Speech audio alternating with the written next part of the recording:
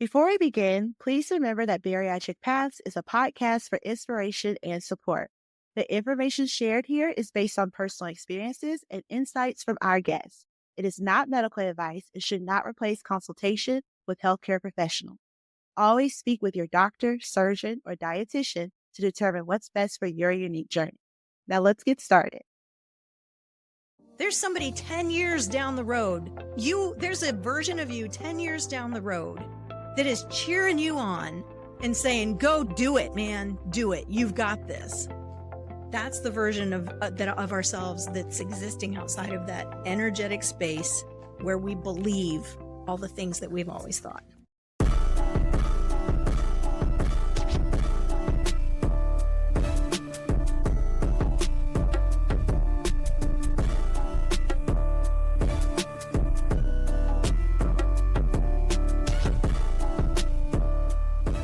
Hello, and welcome to a special edition of the Bariatric Paths Podcast. And today we're going all in on a powerful Fuel Your Journey session. We're joined by Melissa Holman, a life coach from Lemon Balm Coaching. And let me tell you, this episode is one to slow down and soak in. Melissa walks us through how to really look at our relationship with food. Not just what's on our plate, what's going on with our mind, body, and spirit. Because real weight loss, real healing, is not just physical. It's emotional, mental, and spiritual.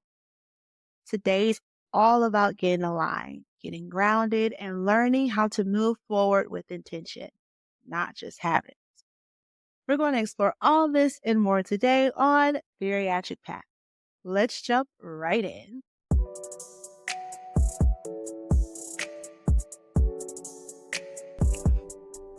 Breathe in, breathe out. Let's fuel your journey.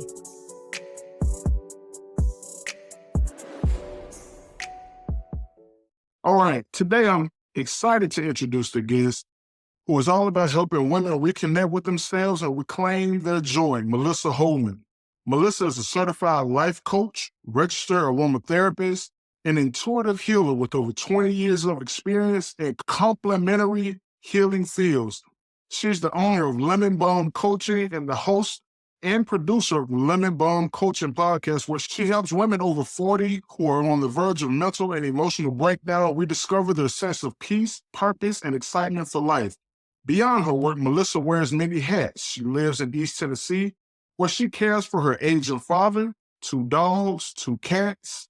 She's also been happily married for 33 years, is a proud mom of 4 grown children, and loves spending time with her 5 grandkids.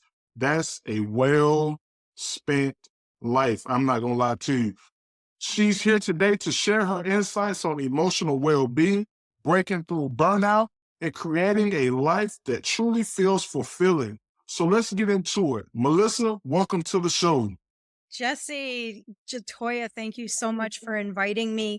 I'm really excited to be talking to the listeners of the Bariatric Paths Podcast.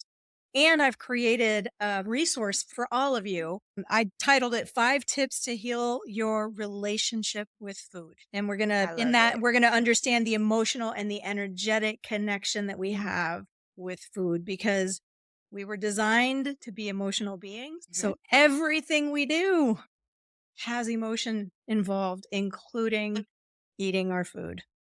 Yes, ma'am. Yes, ma'am. Thank you so much. Let's start by telling us a little bit about yourself and what led you into being a life coach.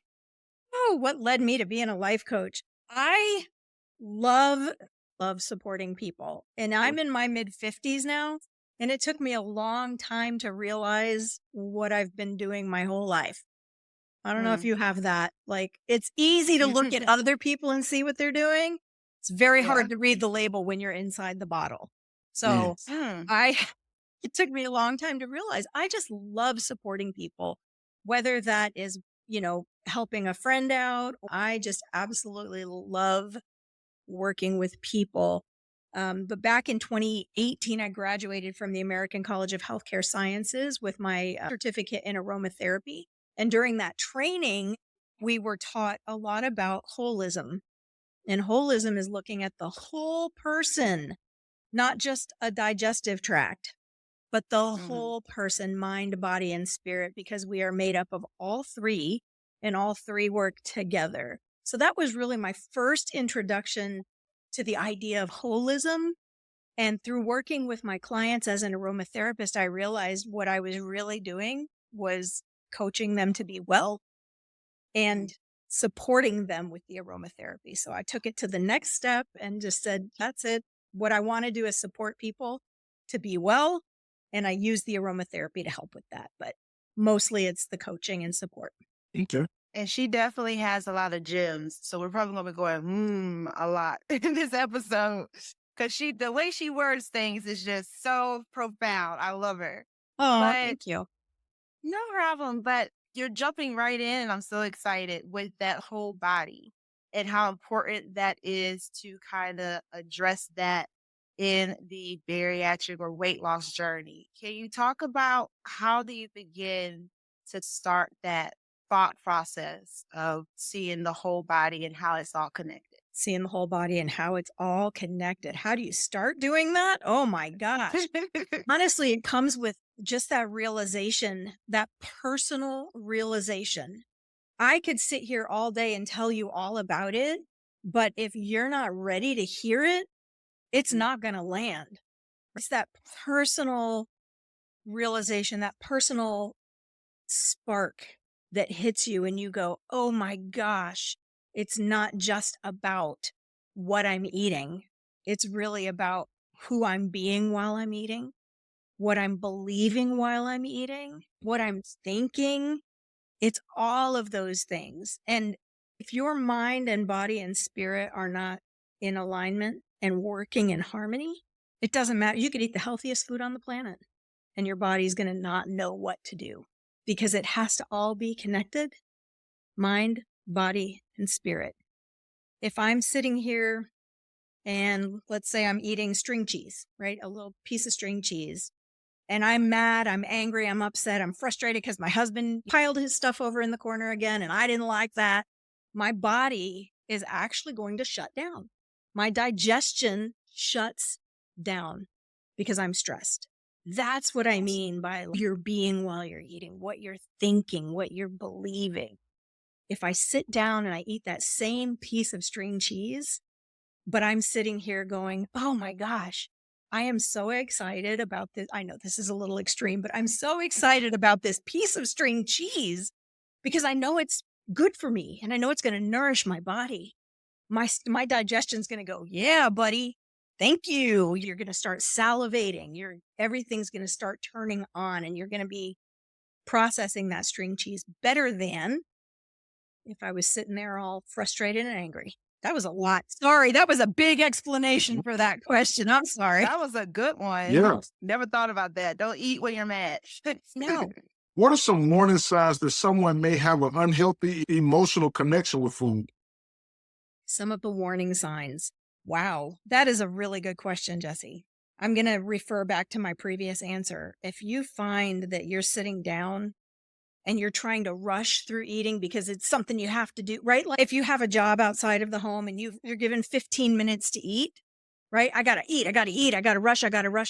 If you're feeling that all the time, even if it's a chill moment, that might be a problem. If you're running, guilty of this one, okay? If you walk past the refrigerator and you go, oh, just a little bit of peanut butter won't hurt, and you find that you're doing that repeatedly throughout the day, there might be a deeper issue going on, right? We turn to the foods that we love when we're not feeling well, whether that's a physical unwellness, a mental unwellness, or even a spiritual unwellness. So I do have a follow-up question for you with that. So how do you feel about people in the military who are going through boot camp when they have to only eat for 2 to 3, maybe 5 to 6 minutes, and it's a very stressful environment? How do you feel about that? So I am a veteran. Good question. Thank you for your services. Yeah. Thank so you. I know exactly what you're talking about, right? Here I was, 18 years old, thrown into basic training, Literally, they take you in and they sit you down and they force you to eat. They force you to eat. The very first thing you get to basic training, they force you to eat, whether you're hungry or not. And you have to eat. They don't give you an option. At this time, you're going to eat. At this time, you're going to eat. Oh, guess what? You're going to eat an MRE for breakfast and dinner today. You have no option. You have no choice. What that does, if you continue that pattern, because once you're out of basic training, you have choices. But if you continue that pattern, you are actually shutting off your body's natural intuition to know when I'm hungry, know when I'm not hungry, because you just force yourself to push through it. And we actually start this with our children. We start this process of turning off our intuition and shutting down that connection with our children, with our babies. I was guilty of this, right? My child was every born. 3 I hours, you're gonna I have a wanted him on bottle. a feeding schedule because that made life Yeah. easy for me. Yeah. He wasn't hungry all the time, but I forced him to eat anything. I shut off my child's natural intuition straight out of the womb and had to reteach them as they grew and as they got older. Oh, the things I know now, looking back, Yeah. crazy. Because we were just talking about that earlier, how like us growing up, we were always told to like finish everything on your plate. You have to eat it all. And those are the type of things that kind of exacerbate what you're talking about of not really knowing those cues. And if you're going through your whole childhood like that, now you're an adult trying to learn when am I hungry? Exactly. And learn Wow. how to get that mind-body connection talking again. But I want to say real quick, it's never too late. It's never too late. Jesse said in my introduction, I care for my aging father. He's going to be 80 this year. He's been a type 2 diabetic since he was 12 years old. And he's of the Depression era, right? So he was finish whatever's on your plate because you might not get another meal. Eat what you have. You might not get another meal. And he had that mindset his entire life until he moved in with me 2 years ago. And over the last 2 years, he's been learning. He's been learning to listen to his body again. We go out to eat and he gets a to-go container.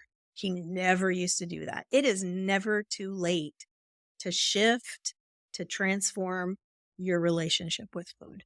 Following up with what you just said, why do so many of us turn to food for comfort? Why?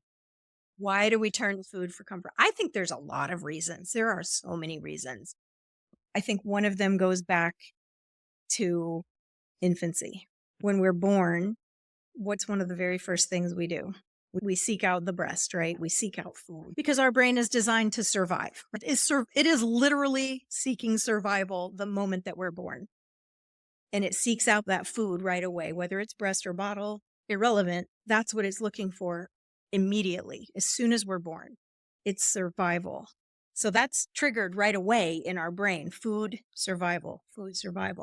And we keep going that way, right, for the longest time, right? Look at our kids. They're always running to us for food, right? So we continue that pattern of food equals survival. But then as we grow, as we age, food becomes comforting. It becomes easy. When we think about what are the things that we remember from childhood. One of the very first things I always talk about is my mother's cinnamon rolls on Christmas morning. It's always food related. It's comforting, right? We want to feel comfort. There's 3 things we need to survive: love, safety, and belonging. And food covers all of those. When we get together with our friends and eat, we belong. When we get together with our friends and family and eat, we're safe, right? When we're sitting down for Thanksgiving, we feel the love. Food kind of covers all 3 of those. And somewhere along the way, we get the message messed up. Our wiring gets a little bit messed up in our programming.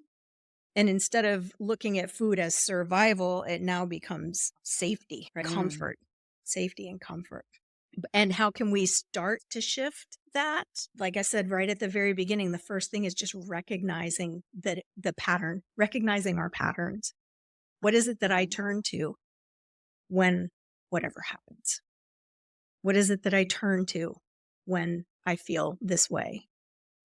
To do that requires us stopping and taking notice of our own patterns. Most of us go through the day, just going through the day, right? We're on autopilot, right? I get up at 5:30, I feed the dogs, I do all the things, I eat breakfast, and then I get to work, and then I eat lunch, and then I get to work, and then we're on autopilot. And when we're on autopilot, we don't even know what we're doing. We just eat because we have to eat, right? It's time to eat. I'm hungry. Let's eat. And then we get back to work. But if we can start to shift that pattern in our brain and be conscious when we're eating instead of just eating by rote, right? We sit down, we get our popcorn, we watch a movie, right? That's the pattern. We got to shift to those patterns. We got to recognize the patterns first and then shift them. So for me, I knew that some mental and emotional healing had to happen for this to become a realistic lifestyle change. And so I worked on myself for about a year before I even had my surgery. Some people, they get surgery first and then they go down that road of trying to figure out how to get everything connected mentally. Which one do you feel is probably the best road to success or the best way to make it where it's not as difficult to go through? First, I want to say anybody who's had bariatric surgery, you did not choose the easy way out. Okay? Thank you. I really want to hear Thank that. you. It is not easy to voluntarily amputate parts, more than one part of your body, right? Because after you have the surgery, most people have to go back and have skin removal. So it's not an easy path to take. But I want to say everyone is unique. Everyone is unique. Some people need to work before. Some people need the surgery as the catalyst to work, right? We're all different. Everybody's different. I know it used to be you had to go through counseling and everything before they would let you have the surgery. But now I think anybody can have it at any time. You just need one appointment. Yeah. Make sure you're not suicidal and you're good. But it used to be like they required a year or 2 years of counseling and diet counseling and everything Yeah. to see if you could do it on your own without having the surgery. But I think for a lot of people, and correct me if I'm wrong, but I think for a lot of people, bariatric surgery is like a last ditch effort to take care of this thing that's probably been a lifelong issue for them. Everyone I talk to, this is not the first thing they do when they say it's time to lose weight. They've done multiple things multiple Exactly. times before you reach to that point. I've never heard anyone Exactly. say, yeah, so I was gained a little weight, so I went to go get bariatric surgery. That's not a thing. This is an extreme thing. And I think everybody's unique. Everybody's different. I believe we're all created very unique beings. Like the foods that I eat that I feel good eating are probably different than the foods that you eat that you feel good eating. And the way that I choose to release the weight from my body is different than the way that you've chosen to release the weight from your body. But I think it's important for everybody to work on themselves, no matter what place you are in life. But if the Before surgery or after. If the surgery came first, then get to work. If you're waiting to have it before you do some work, get to work. It's never too late. I agree. Because that was something that, I don't know, I was ready to be like, okay, I'm ready for this journey. I want to figure out like what's going on with food.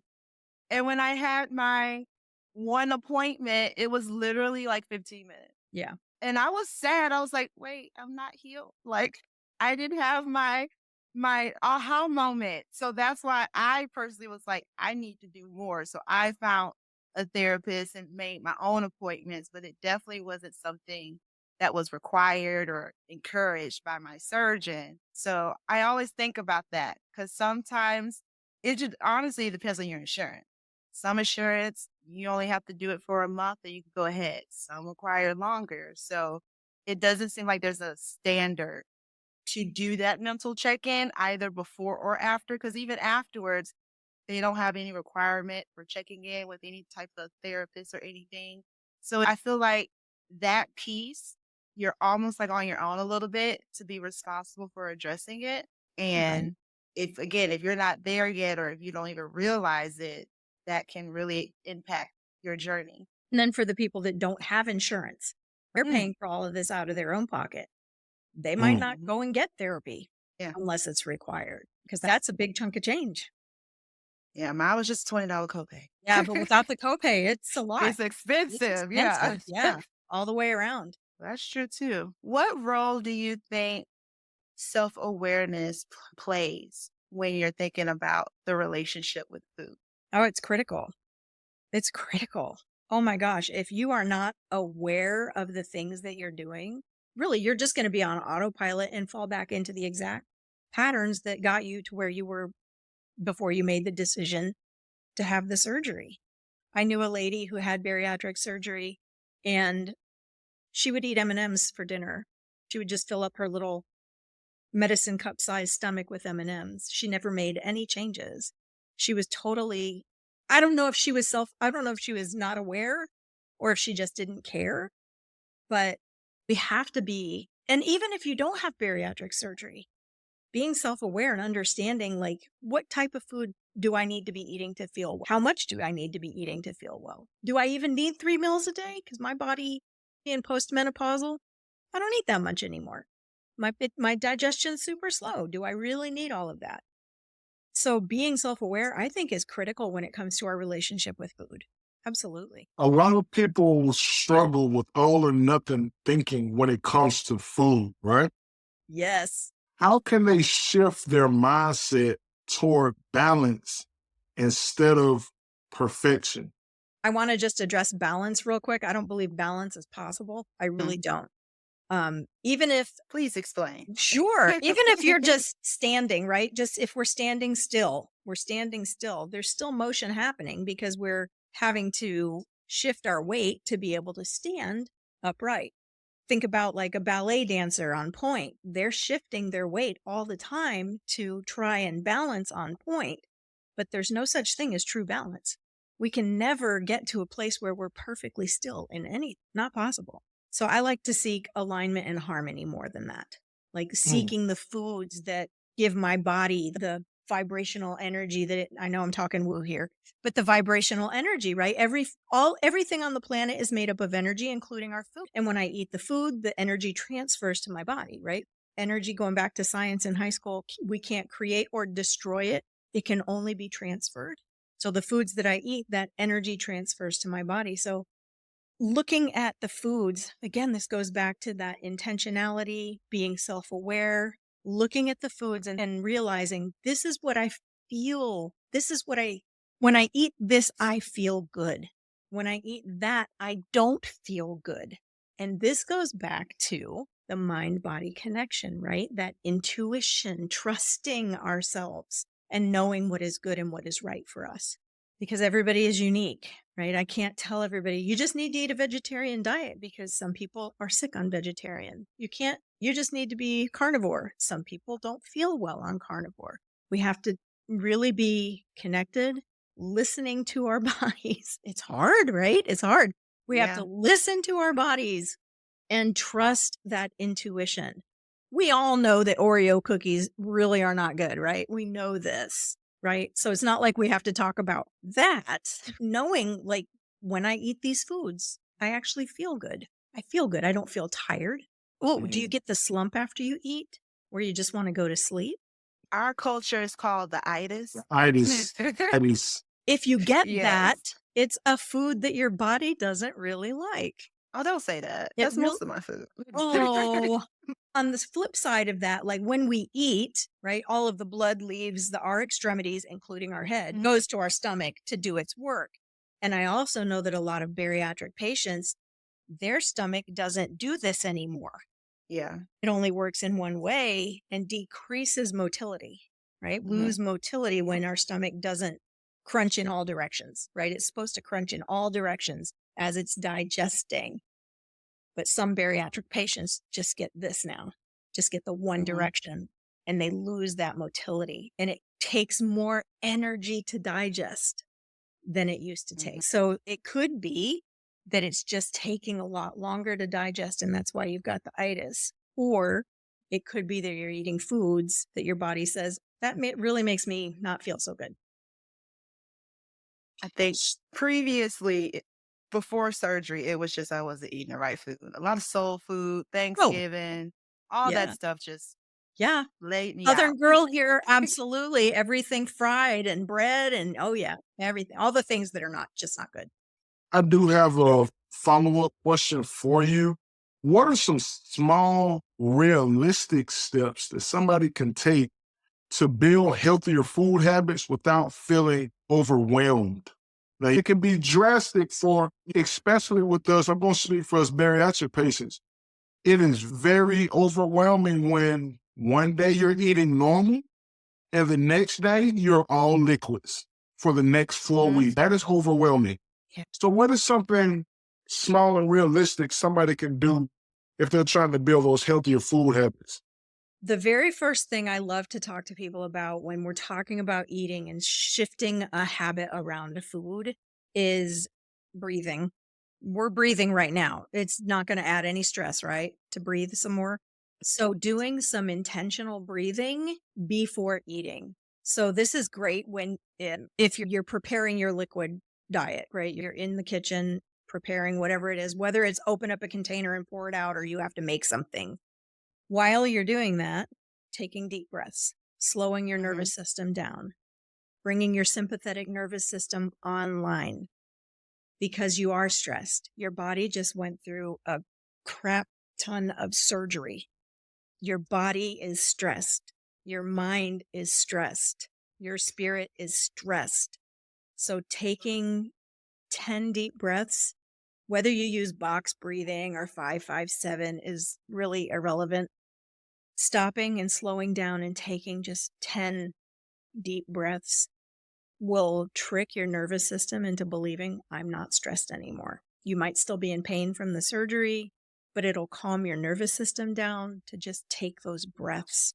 And even if you're not recovering from surgery, taking those breaths before eating calms your nervous system. Going back to what I said earlier, if you're all stressed out when you're eating, your body doesn't know what to do. If you're calm, you're relaxed, your nervous system is settled down, your sympathetic nervous system is online, that is probably the best thing you can do to calm down those nerves. Yeah, because that's not happen. That doesn't happen a lot. People just jump right in. Time to eat. Like, I never even thought about take a breather. Right. Stop for a second. Think about what you're about to do. Yeah. Because when you go to the emergency room, let's just say you have an anxiety, the first thing the nurse tells you to do is stop, take a deep breath, and let it out slow. And if you notice when you do that, your heart rate does slow down. Yep. Everything slows down. That's great. That's great information. And you move out of the sympathetic into the parasympathetic. The sympathetic system is when you're in fight flight mode. So after a surgery, your body is in fight flight mode because something came in and threatened its survival. So if we can breathe and bring that parasympathetic nervous system online, calm things down, your stomach, even though it's upset because it just got attacked, at least it can calm down. It can calm down. Recovering from surgery, taking those calm breaths really helps. So once you are healed and it's time to just start going back to eating regular food, not the same food, but just regular food, what kind of steps should you consider to make it more of a lifestyle routine instead of it feeling like a perpetual diet? Right. Again, finding the foods that make you feel good, whatever that is. Like I said, some people love the vegetarian lifestyle. Some people do carnivore, whatever. Pick a way of eating, the one that works for you, and then do the deep breathing before you eat every time. And even though your stomach is really small now, take your time eating. It's not like we're in basic training anymore. We do not have to shove that food down our gullet and get back out the door and stand in formation. That's not our lives. I don't think our bodies will allow us to shove food down no more after we just did what we did. If you do, good for you. But I'm telling you, it's gonna be a reality check in a few minutes. Yeah. It'll slow you down very quick. Yeah. But even just slowing down and chewing your food. Did they talk about that with you after surgery?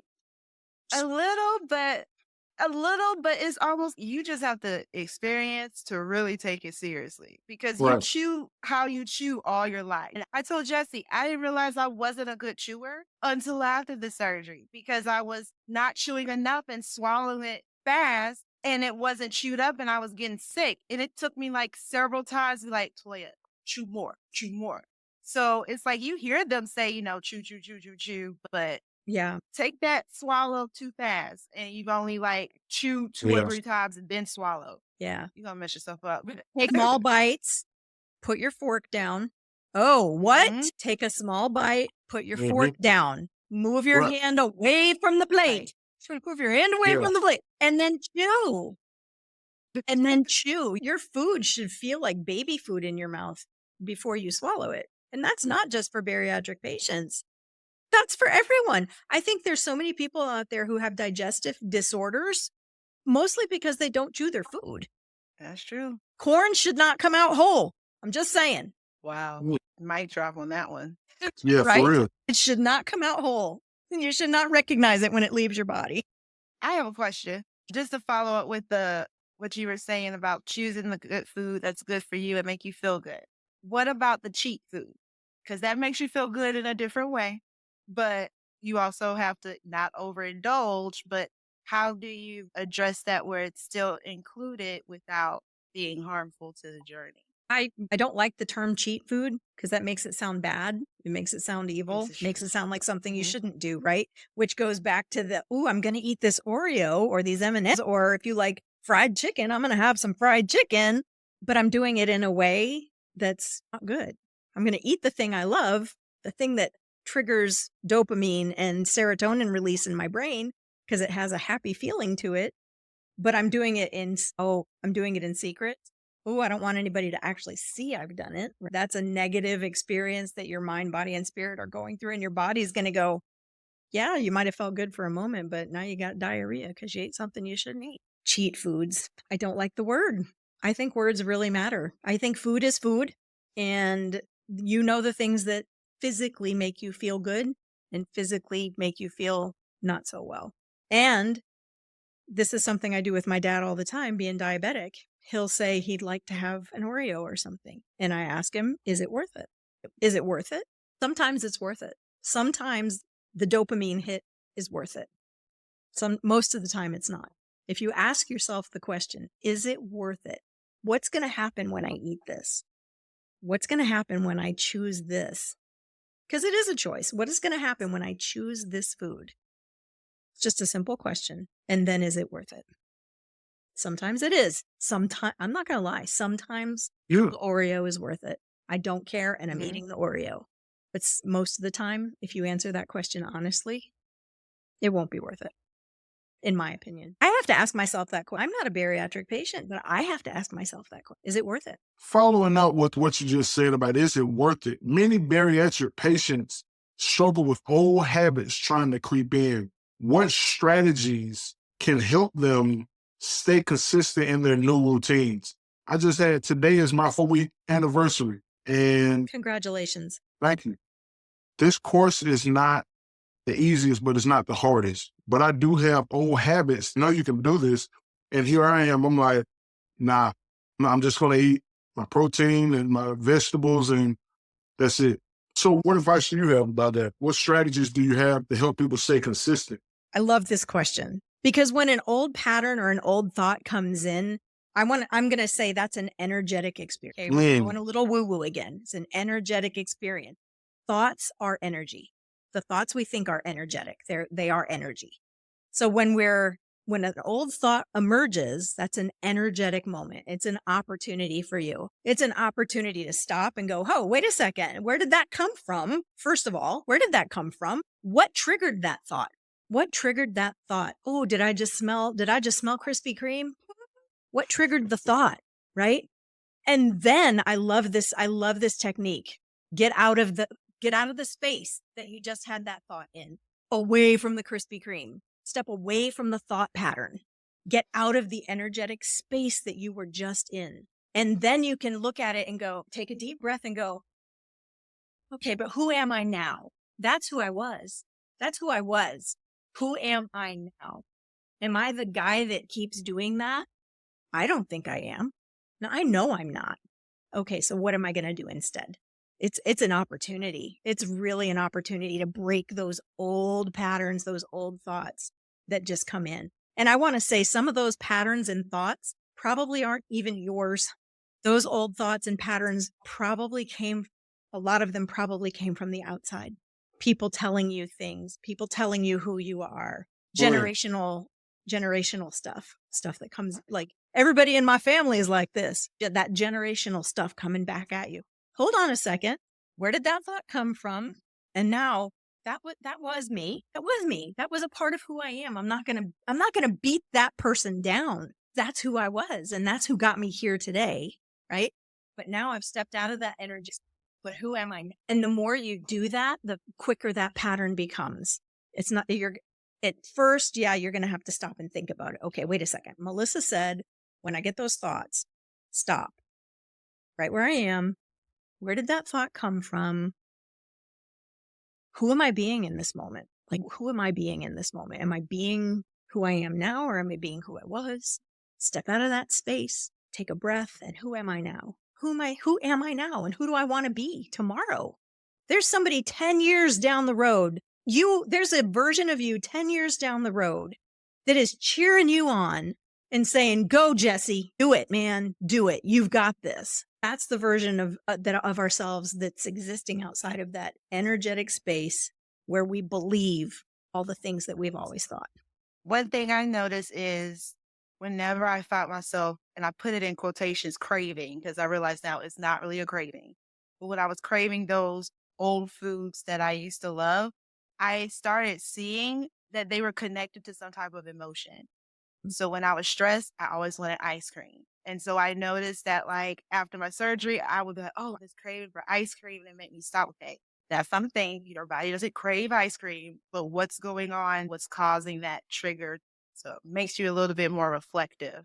It really does. And that goes back to that being self-aware thing, right? These are the moments that help us become self-aware. If we just continue, whatever, I'll just go get the Krispy Kreme. It's not a big deal today. I've been good. That's old patterns, right? That's pushing down that intuition. That's disconnecting from ourselves.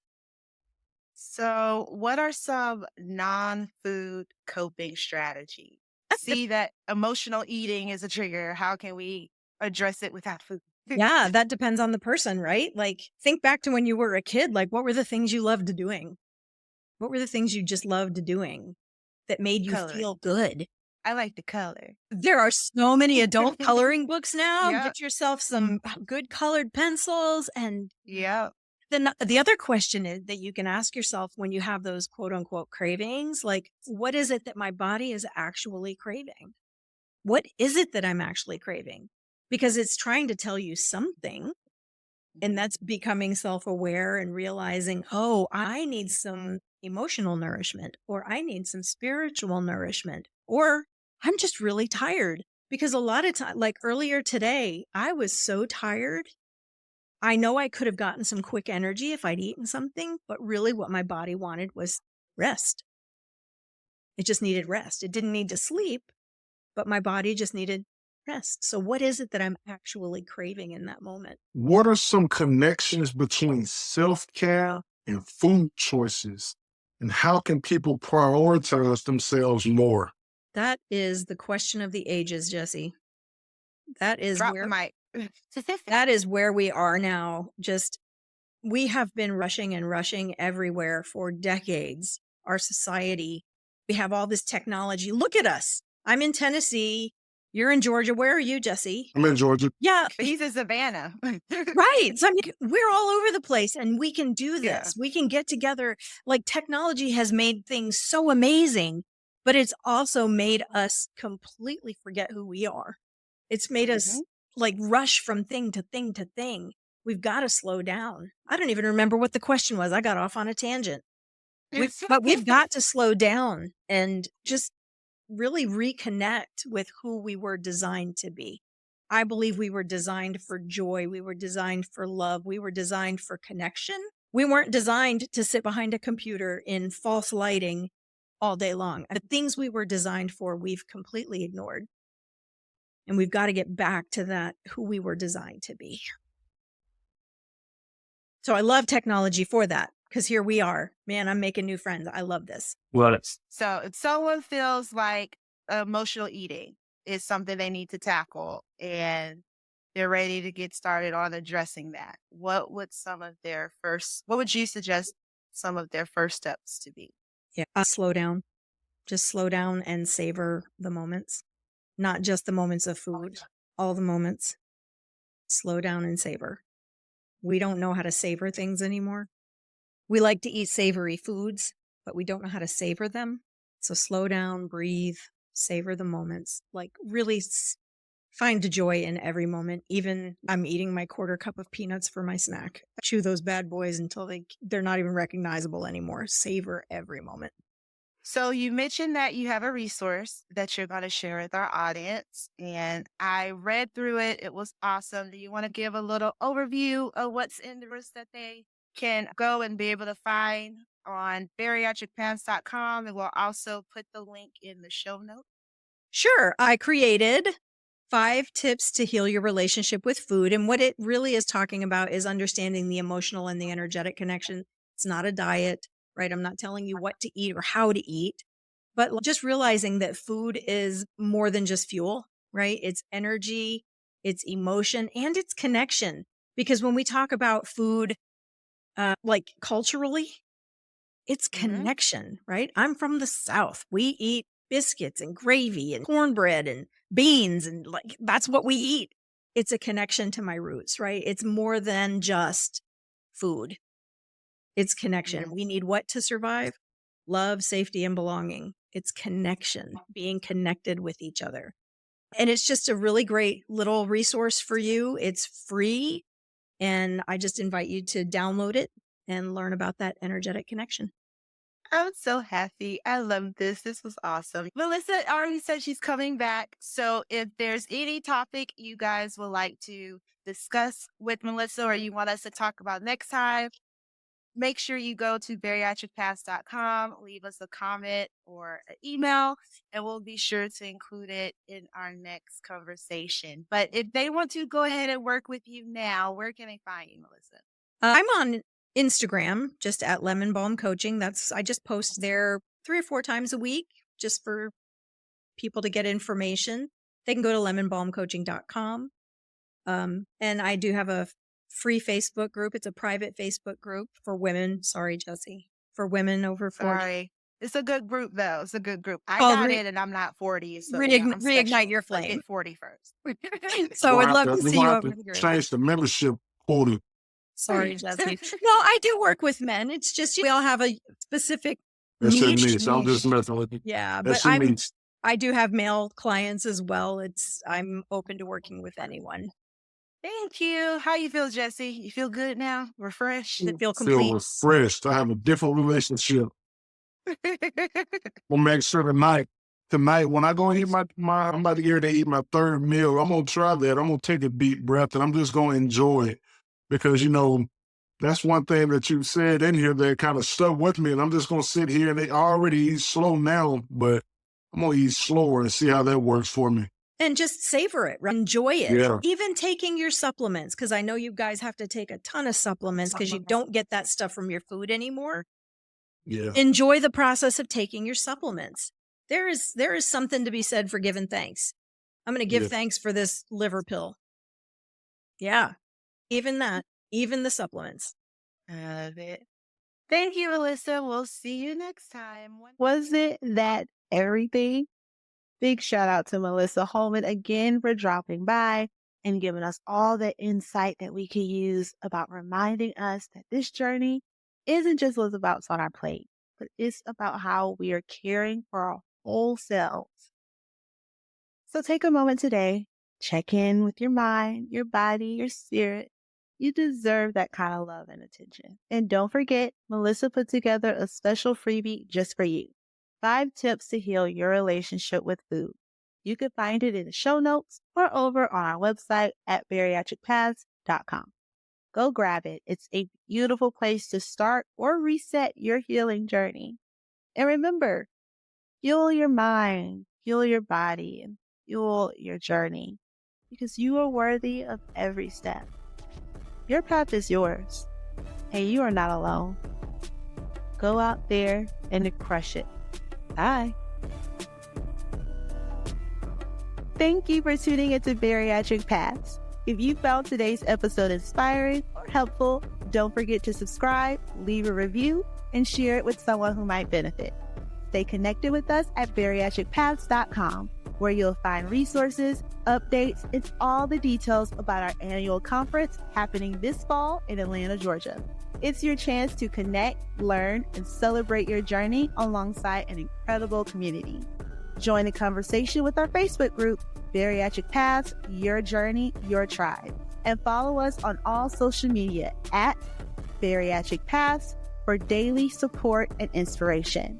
Your journey is unique, and we're here every step of the way. Bariatric Paths, your journey, your way.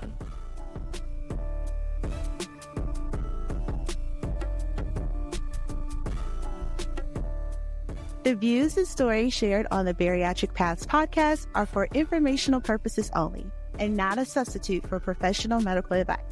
If you have specific health concerns, please consult your healthcare provider. Your journey is unique. Make decisions that are right for you. See you next time.